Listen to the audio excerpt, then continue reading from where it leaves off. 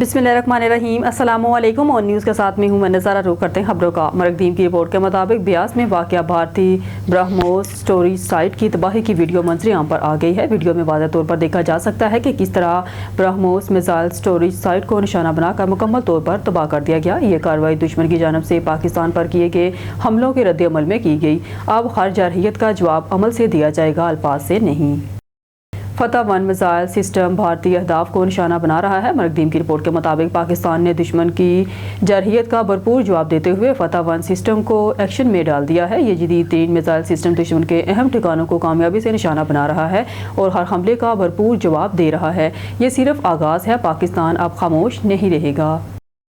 अफवाज पाकिस्तान मुल्की वक़ार और आज़ादी की हिफाजत के लिए पुरज़म। मरकदीम की रिपोर्ट के मुताबिक अफवाज पाकिस्तान मुल्की वक़ार और आज़ादी की हिफाजत के लिए पुरज़म है। DGISPR लेफ्टिनेंट जनरल अहमद शरीफ चौधरी ने एक मरतबा फिर वाशगाफ अंदाज में कहा कि पाकिस्तान इंडिया पर जवाबी हमला ज़रूर करेगा और इसके लिए वक्त, जगह और तरीके का इंतखाब खुद करेगा।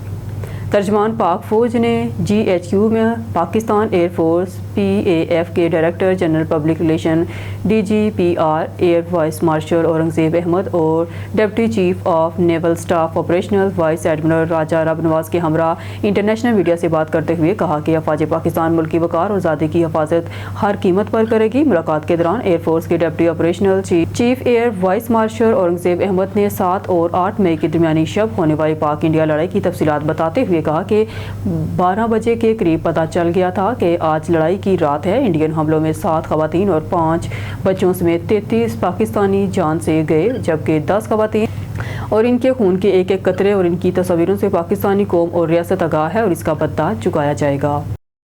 न्यूज़ स्टूडियो से फिलहाल के लिए इतना ही। मज़ीद न्यूज़ अपडेट के लिए देखते रहिए ऑन न्यूज़।